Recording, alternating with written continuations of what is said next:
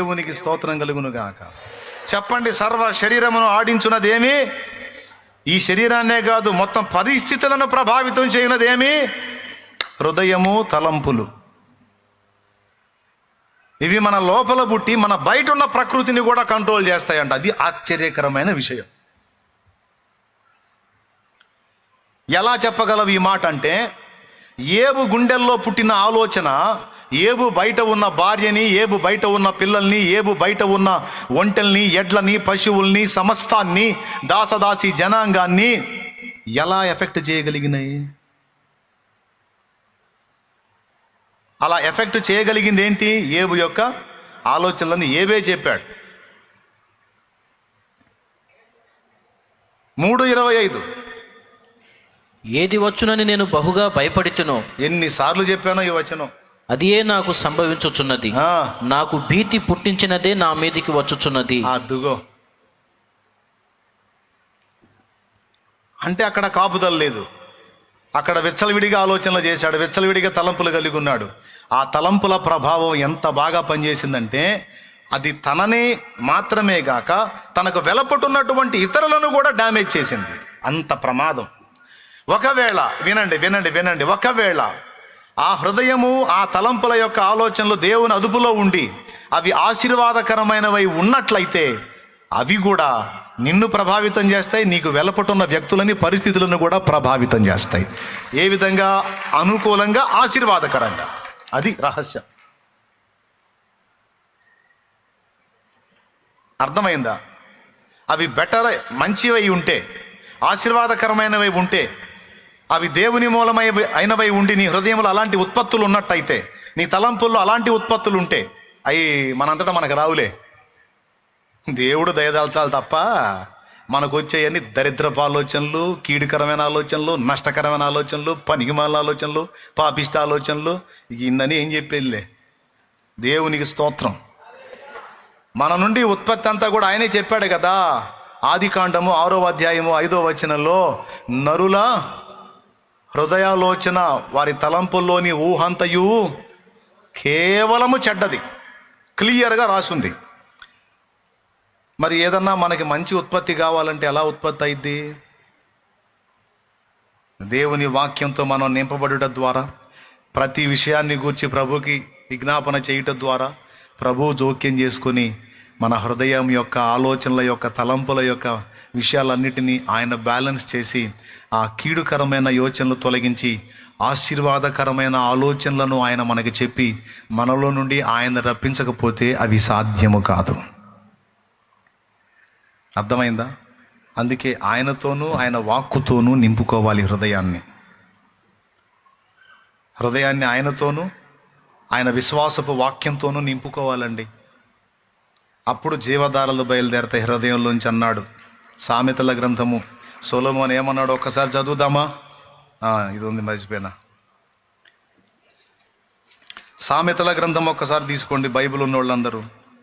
సామెతల గ్రంథము 4వ అధ్యాయము 20వ వచనం చదువుకో నాయనా. నా కుమారుడా, నా మాటలను ఆలకింపుము, నా వాక్యములకు నీ చెవియొగ్గుము. నా కుమారుడా, చదువు నాయనా. నా మాటలను ఆలకింపుము, అయ్యా, నా వాక్యములకు నీ చెవియొగ్గుము. అయ్యా, నీ కన్నుల ఎదుట నుండి వాటిని తొలగిపోనీయకుము, నీ హృదయమందు వాటిని భద్రము చేసుకొనుము. నీ హృదయమందు వాక్యములను, విశ్వాస వాక్యములను, దేవుని హెచ్చరిక వాక్యములను, ఆశీర్వాక్యములను భద్రం చేసుకో బిడ్డ, భద్రం చేసుకో బిడ్డ. దొరికిన వారికి అవి జీవమును. దొరికిన వారికి అవి జీవం నాయన. దేవుని వాక్యములు వారి సర్వ శరీరమునకు ఆరోగ్యము. దేవుని వాక్యము చదువు. నీ హృదయములో నుండి జీవధారలు బయలుదేరును, కాబట్టి అన్నిటికంటే ముఖ్యముగా నీ హృదయమును భద్రముగా కాపాడుకునుము. అది లెక్క. మనమేం కాపాడుకుంటామండి? మన హృదయాన్ని మనం కాపాడుకుంటే ఇంకా ఆయన కావాలి ఎందుకండి? హృదయం యొక్క ఆలోచనలకు, తలంపులకు ఆయన కావాలి ఎందుకండి? మన చేత కాదండి, దేవుడే గాయాలండి. ఆ ఖాయమని మనం దేవుణ్ణి అడగాలండి. అయ్యా, నా హృదయంలో నుండి బడబాగినలాగా బుడుతుంది, ఒక అగ్ని పుడుతుంది, పనికి మాలిన అగ్ని నాయన, పనికిరాని అగ్ని, నన్ను దహించే అగ్ని పుడుతుంది నా హృదయంలోంచి. పాపపు ఆలోచనలు పుడుతున్నాయి, నా తలంపుల్లో ఊహంతా కూడా కీడుకు సంబంధించిందై ఉన్నది, ఓటమికి సంబంధించిందై ఉంది, ఫెయిల్యూర్కి సంబంధించిందై ఉంది నాయన, దరిద్రానికి సంబంధించిందై ఉంది. ప్రభువా నా యందు కనికరపడి ఇదిగో నీ వాక్కుతో నన్ను నింపు, నీ వాక్కుతో నన్ను నింపు, నా హృదయమును నింపు, నీ సన్నిధితో నా హృదయమును నింపు, నీ ఆత్మతో నా హృదయమును నింపు, నీ శక్తితో నీ ప్రభావంతో నా హృదయమును నింపు నాయన. అందులో నుంచి రిలీజ్ అయ్యేటువంటి తలంపులన్నీ ఆశీర్వాదకరమైనవై, మేలుకరమైనవై, దీవెనకరమైనవై ఉండునట్లు నీవే నా హృదయ ఆలోచనలను, తలంపులను అదుపు చేయదేవా అని మనం దేవునికి అప్పచెప్పుకోకపోతే మార్గం లేదు. దేవుని వాక్యం, విశ్వాస వాక్యముతో, వాగ్దాన వాక్యముతో మనం నింపుకుంటేనే తప్ప, లేకపోతే మన హృదయం బ్యాలెన్స్ కాదు. ఇప్పుడు అడగాలి, మనం ఏం అడగాలి? మన హృదయానికి కాపుదలియమని అడగాలి, మన తలంపులకు. లేకపోతే ఆ తలంపులన్నీ వంకర టెంకరై, ఆ తలంపులన్నీ పనికిమాలినాయి, ఆ తలంపులన్నీ పాపిష్టివి, ఆ తలంపులన్నీ ఓటమికి సంబంధించినవి, ఆ తలంపులన్నీ కీడుకు సంబంధించినవి ఉన్నాయి. వాటిని విసర్జించాలి, వాటిని విసర్జించాలి. వాటిని విసర్జించి హృదయం ఏమి నింపుకోవాలి? విశ్వాస వాక్యముతో. మరణపు కోటలో మరణమే సమస్యను,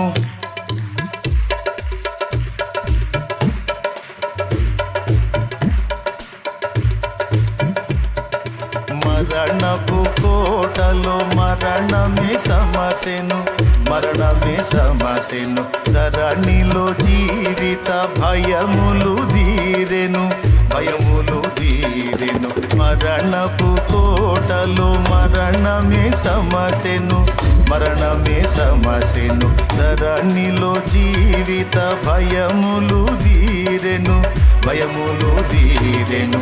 మరణములో సహజయములు నావే, మరణములో సహజయములు నావే.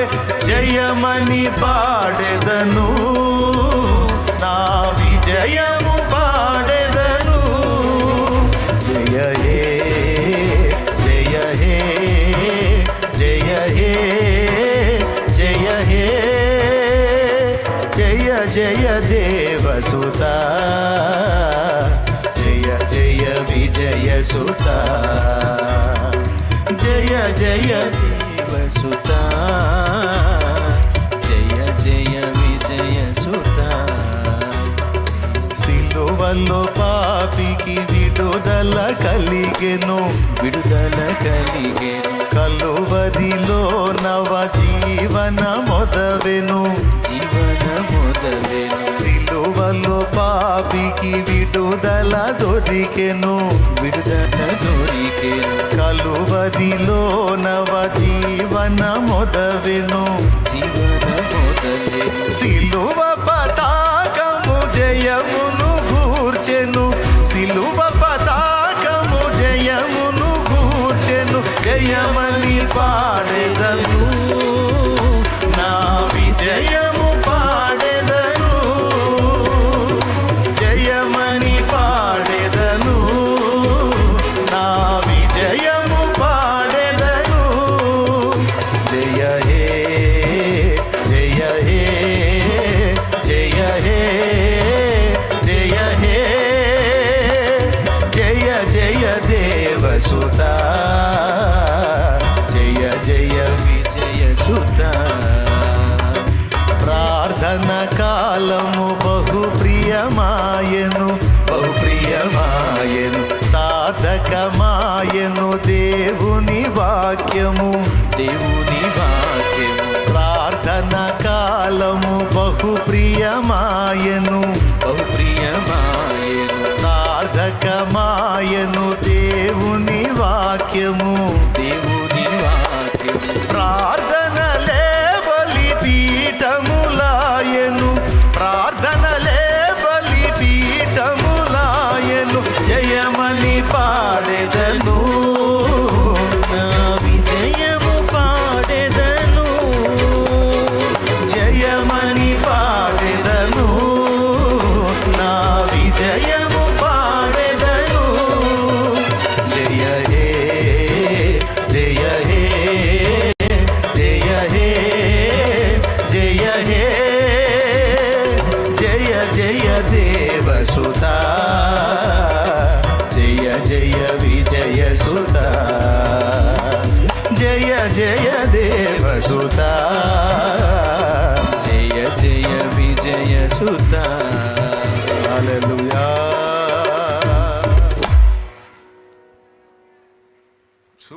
ఎంత బాగా పాడాడు మాసిలమణి గారు. మరణపు కోటలో మరణమే చచ్చింది, సమసిపోయాను చచ్చిపోయింది, మరణమే చచ్చిపోయింది. ధరణిలో జీవిత భయములు తీరెను, మరణములో సహా జయములు నావే. ఓ మరణమా నీ ముల్లెక్కడా, ఓ మరణమా నీ విజయం ఎక్కడా? అయిపోయింది, నీ పని కాజేశాడు ఆయన. ఇక నీకు లేదు నా మీద పెత్తనం. నువ్వు నన్ను చంపినా నేను తిరిగి బతుకుతానే మరణమా, నువ్వు నన్ను చంపినానే మళ్ళీ బతుకుతానే, నాకు చావు లేదే మరణమా, నీ చావు కాస్త నాకు నిద్ర అయిపోయిందే మరణమా. ఏమండి, లోకస్తులు భయపడే చావు మనకు నిద్రగా మార్చి పడేశాడు. కొట్టు చప్పట్లో, కొట్టు. లోకులు భయపడే చావు మనకు నిద్రగా మార్చాడండి ఆయన, నిద్రగా మార్చాడు. మన సహోదరుడైన లాజరు నిద్రించుచున్నాడు, రండి మనము మేల్కొలప వెళ్ళుదామన్నాడు నా ప్రభు. మేల్కొలిపాడా లేదా? లాజరు రా బయటికంటే హాజరైపోయాడు లాజరు. స్తోత్రం.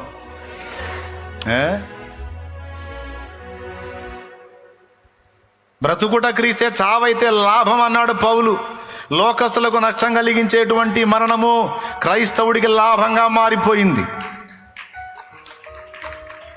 మరణములో సహా జయములు నావే, మరణములో సహా జయములు నావే, జయమని పాడెదను,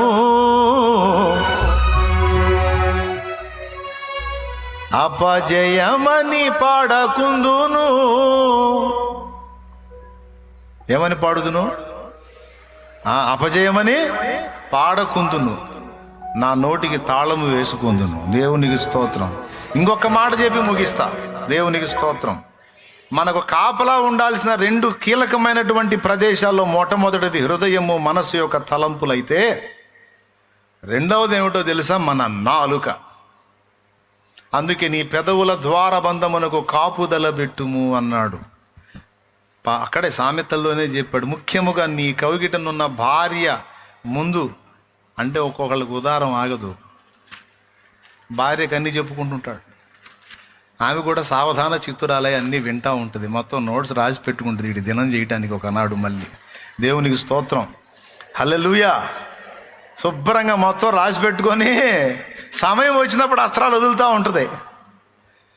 నేను చెప్పాలా, మళ్ళీ నాకెళ్ళి అటు చూడవాకండి మీరు లేడీస్, నాకెళ్ళి చూస్తున్నారు. నేను కాదు, సామెతల్లో ఆయన చెప్పాడు, సొలొమోను చెప్పాడు, నీ పెదవుల ద్వారబంధమున కాపుదల పెట్టుకోరా బాబు, ఏది పెడితే అది వాక్కరా భార్య దగ్గర అని.